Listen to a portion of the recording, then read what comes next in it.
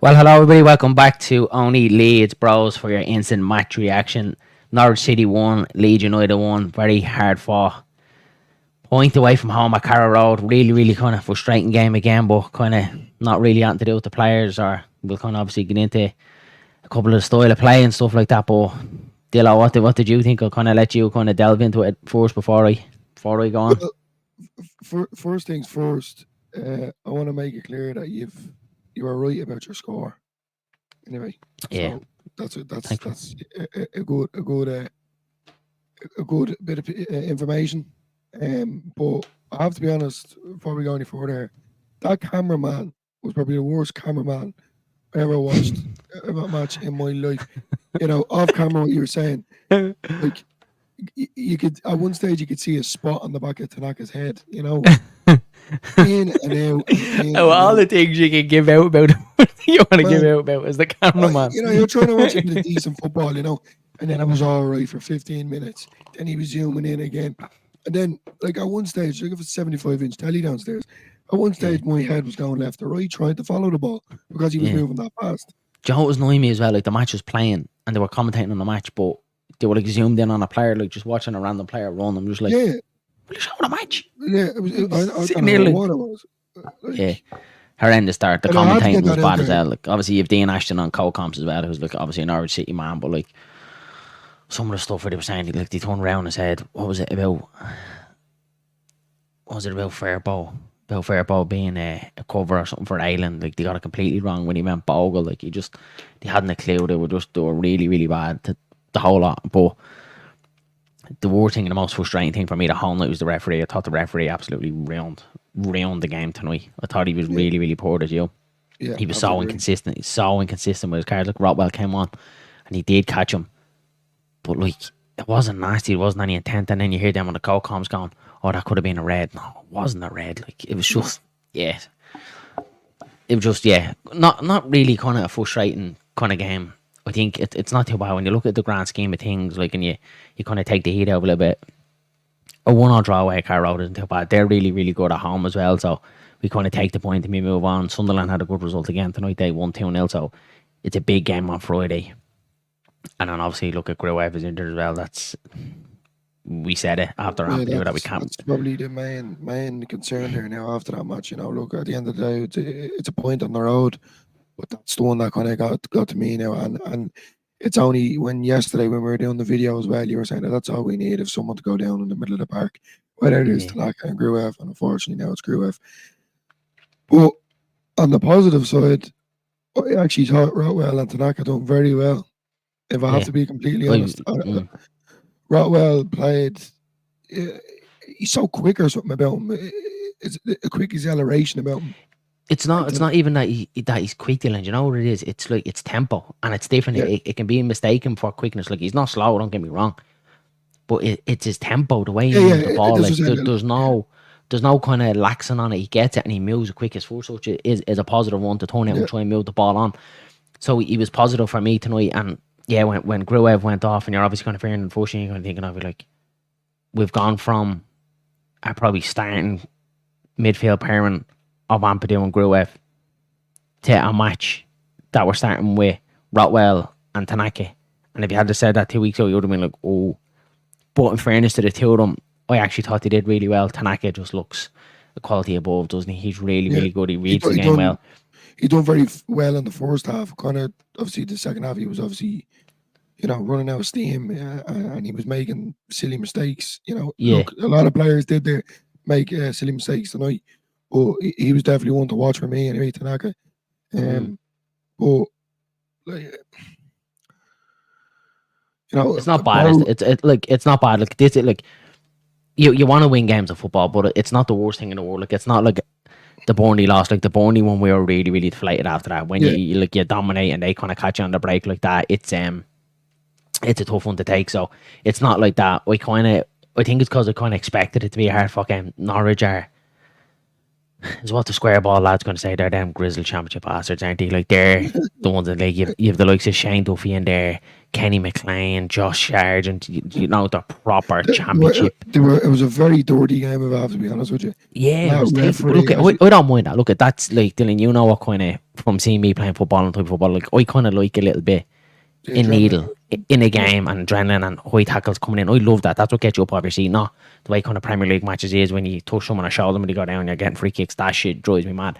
So I was kind of enjoying it in that kind of aspect, that it was a physical kind of game. Both sides were getting stuck in. I don't mind that we put tackles in on them. Fairpo got caught down on the corner as well. I think it was Jack Stacey, if I'm right. If anyone in the chat remembers, I think it was Jack Stacey caught Fairpo on the corner. It was a good tackle, but he kind of went through him. I don't really mind them type of tackles, but the referee has to manage the game better.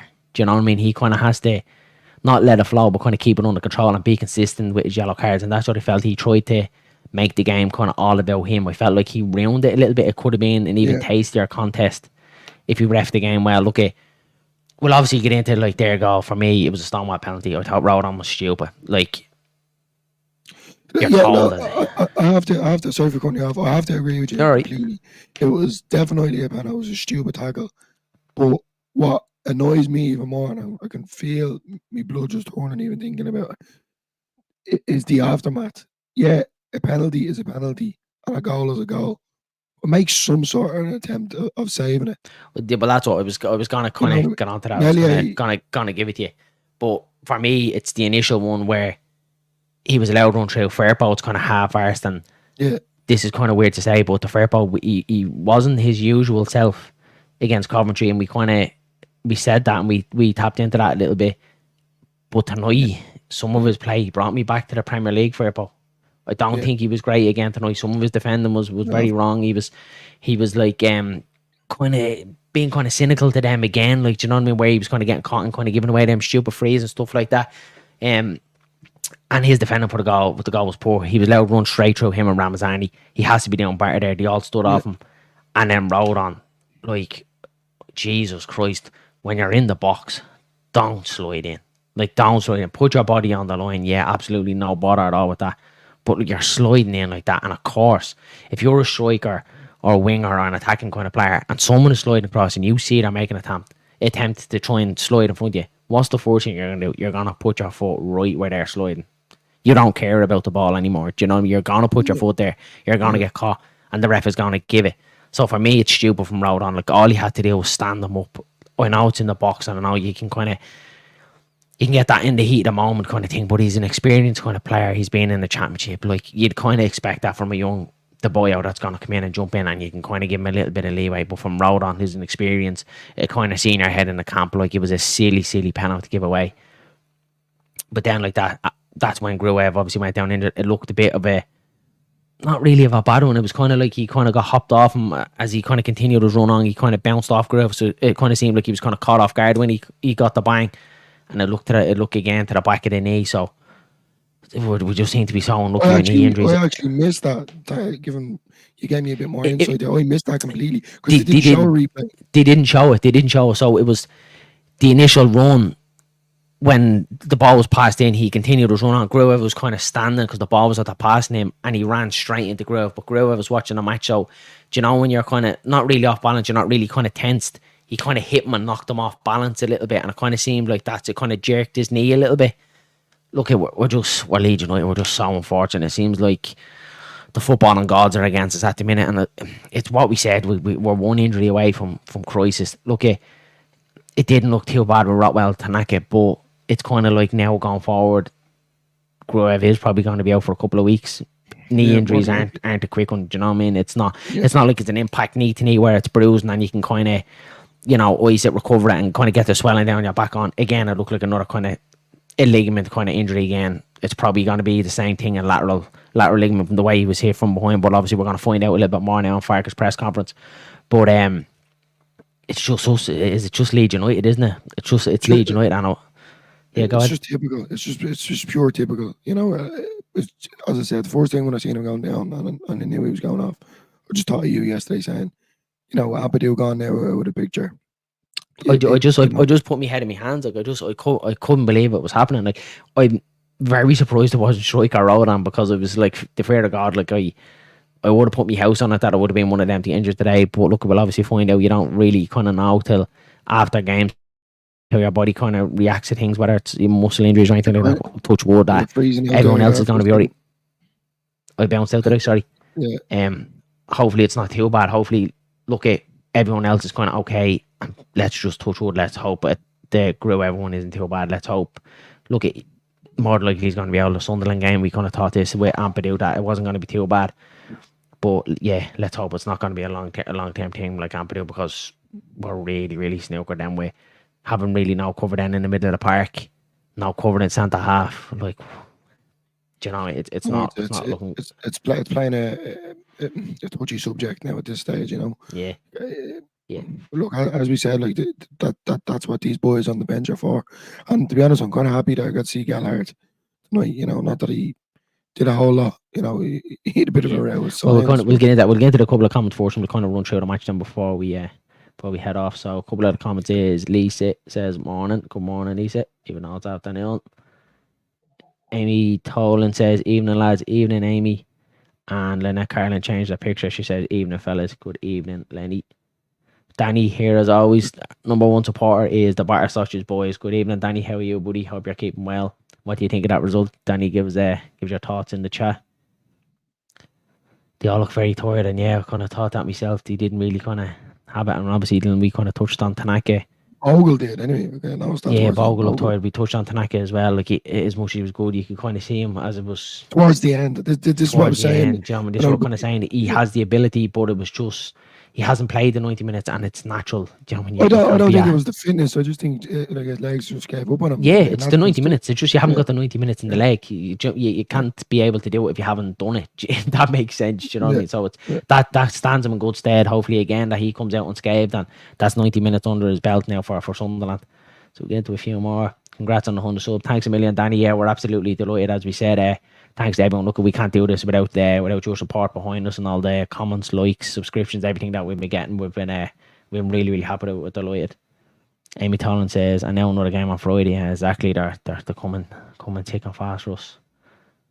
And then she says that the ref was crap, and 110% great, I thought. And look, it's championship referees, isn't it?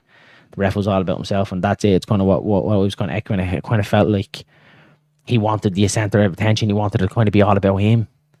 He was like too busy kind of wanting the attention rather than just reffing the game and how he's seen it. Did you kind of feel it that way? It was just definitely, and I have to be honest, there was one in particular, Science took Aronson down, if you remember, and it was like it was a bit more. I'm not gonna say it's a red card, but it was definitely yellow. Like he just kicked him clean. I can't remember, someone got a yellow card before and it was very, very soft, very soft. Yeah. You know, you just want to put your head through to tell you at stuff like that, you know.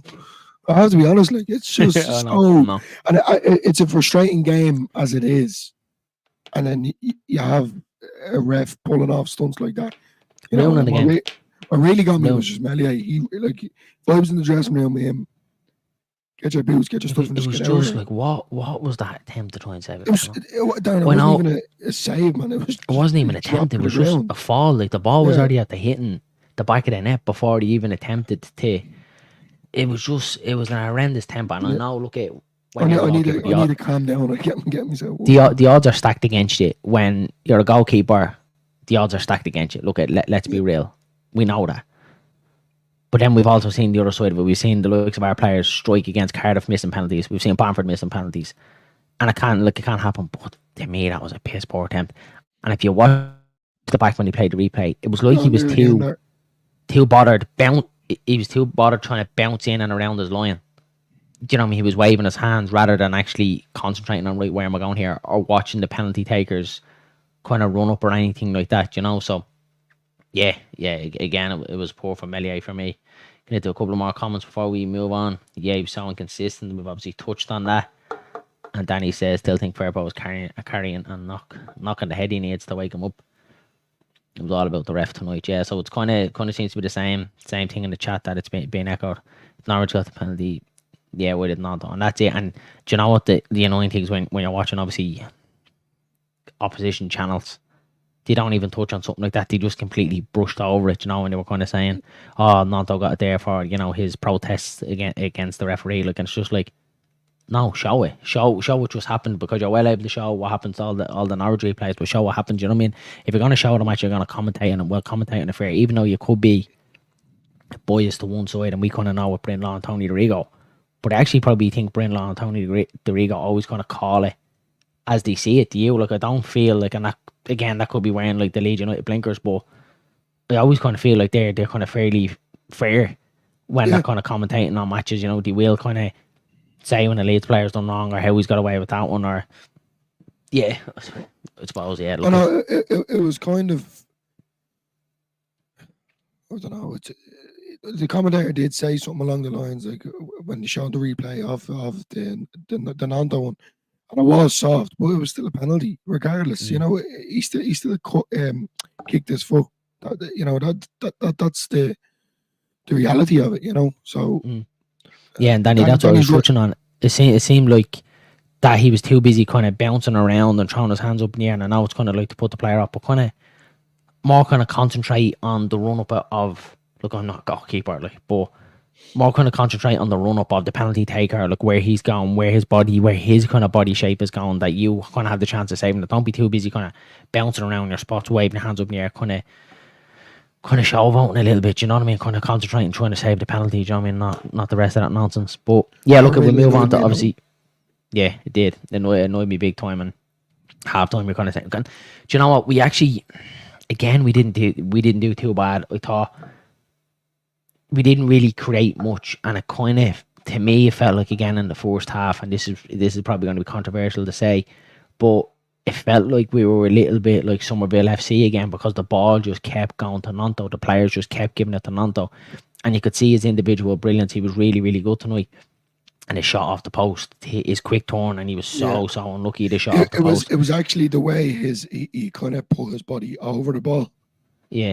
From that angle, like, if that was me to do that, like, I'd probably snap my leg. Like, for the way that he turned back in to hit it off the left foot, it was a great strike. Like, it was brilliant. Like, he's very unlucky. I thought Nanto was brilliant tonight. He was brilliant tonight, and that's the goal against Coventry probably gave him the world of confidence. You know what I mean, to kind of push him on, because his performance was really good tonight. He looked like a threat, and he was kind of unlucky not to get on the score sheet. Everything kind of was through him, and then moving on to our goal, the Ramazani goal. His true ball to Ramazani, and that was what we talked about Ramazani. Do you remember a second chance the chance he had on the weekend, where we're saying he kind of fluffed his lines, where he kind of should be going across the keeper? That's exactly what he should have been doing the weekend, left foot across the keeper. It was a lovely finish, and it got us back into it. And then I felt like after we got the goal, our tails were up. They didn't really kind of have control of the game. It was all us.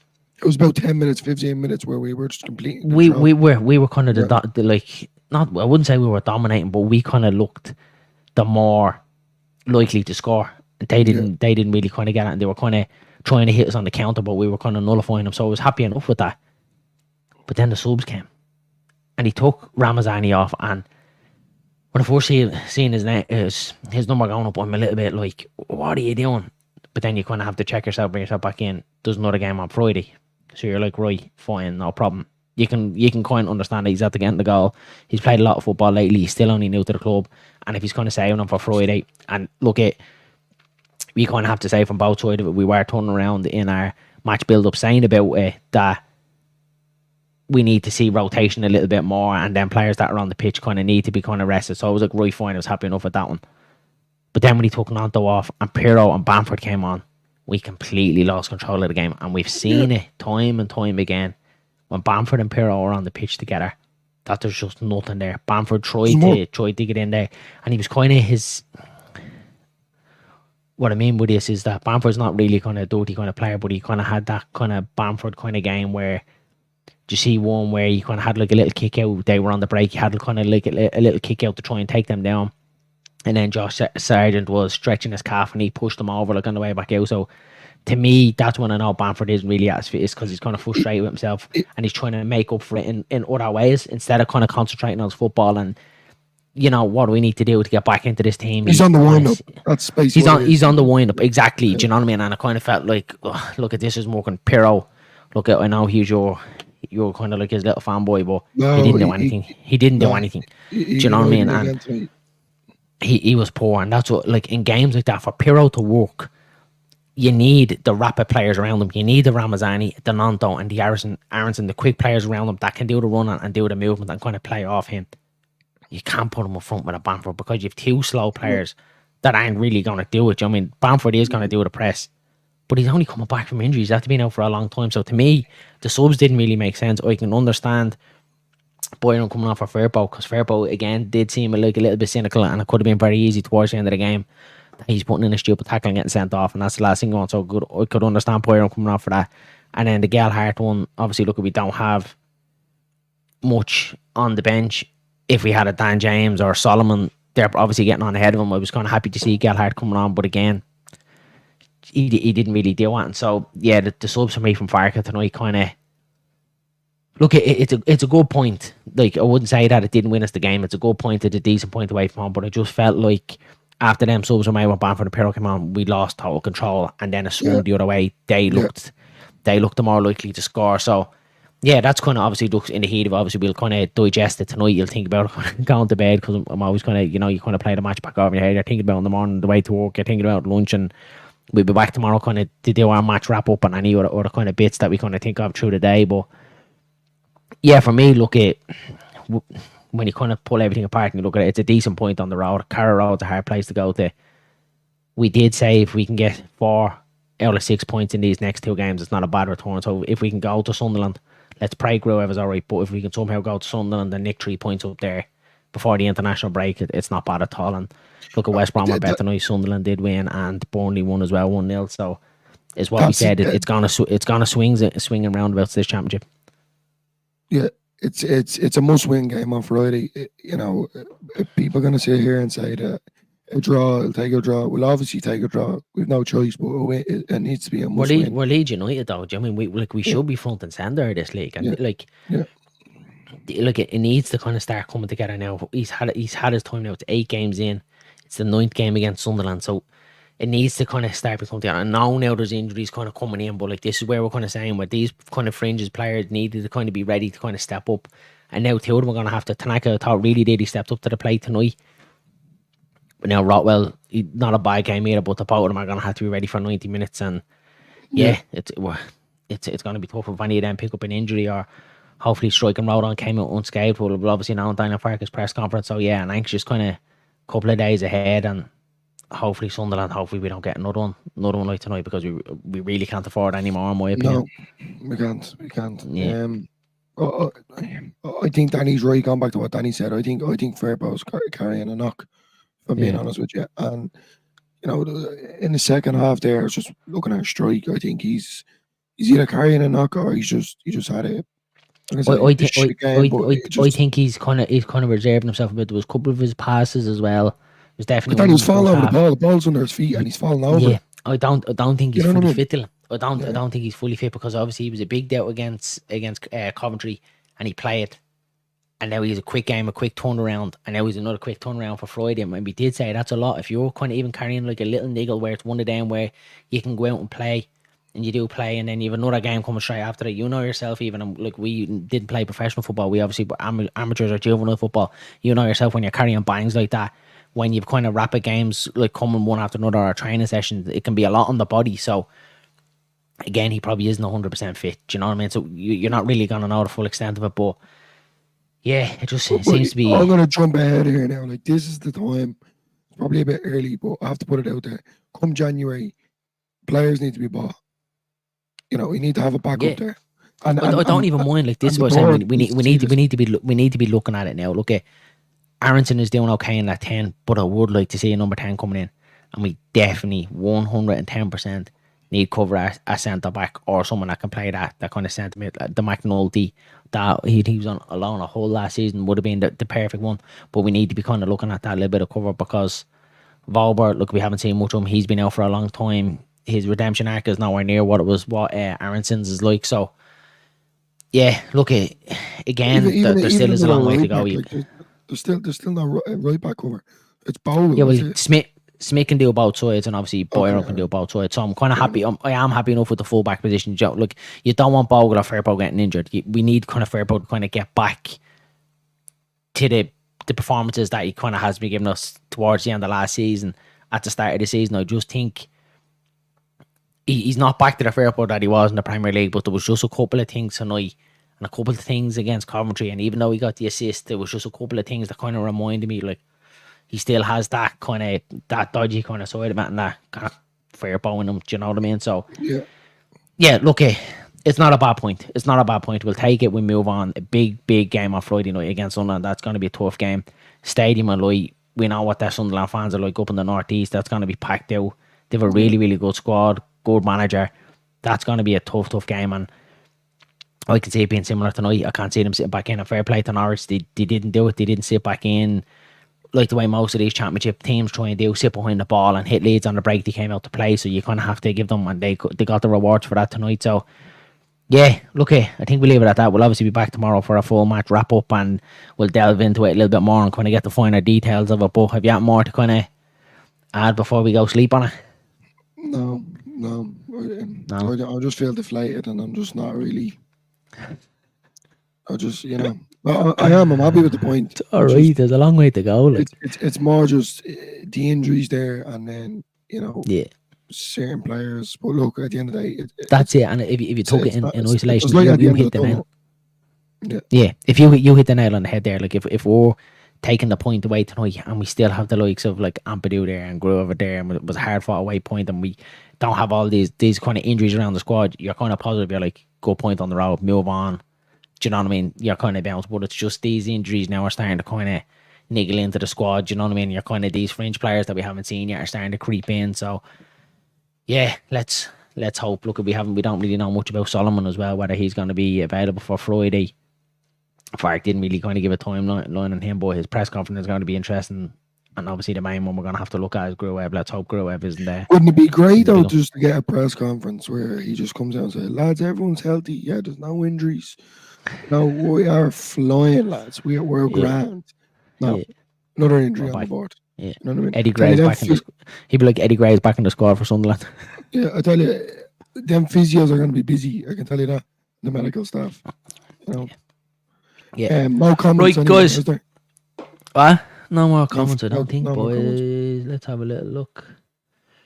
No, I think we kind of went through them. Danny, I think we missed this one.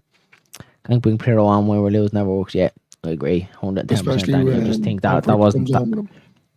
Yeah, like if you're leaving Ramazani, Nanto, and Aronson on, the busy players around them, the quick players around them, fine, no problem at all. I wouldn't mind them coming on for Joseph, but you're taking that attacking the speed away from the attack, and you're bringing on two very, very slow players, and Bamford hasn't played in a long time. It was never going to work. As soon as I seen the two of them coming on, I was like, this is a recipe for disaster. And you know what? I'm actually very, very surprised they didn't nick it right at the death, because their tails are up, and they could have scored right at the death as well. So look, we'll take it. We'll move on. Not a bad point on the road. I tell you, no bar sausages tonight. I tell you that. No bar sausages tonight. No. Not on a Tuesday. Right, guys, I think we'll leave it at that. Don't forget to smash a like on the like button before you leave. Hit the subscribe button. Get your comments in and hit the notification bell. We will be back tomorrow for a full match wrap up for Norwich City. And then Thursday, then we'll be back then for our build up then against Sunderland. Obviously, a massive game against Sunderland on Friday. So the videos are coming thick and fast. But then the following week, then we can have a little break then, because the international break is there. And then Danny says, see you tomorrow, lads. Have a good sleep, Danny. And look, don't get too bogged down, lads. Long way to go in the season. Not a bad point on the road. We'll probably look back at it. I think Norwich be kind of like a Coventry be thereabouts. Coventry had a good win tonight, actually, the Blackburn 3-0. So they could be turning the tide as well. So not too bad. But yeah, I think we'll leave it at that, guys. Anything else to add before we hit the road? No. Happy enough. Deflated.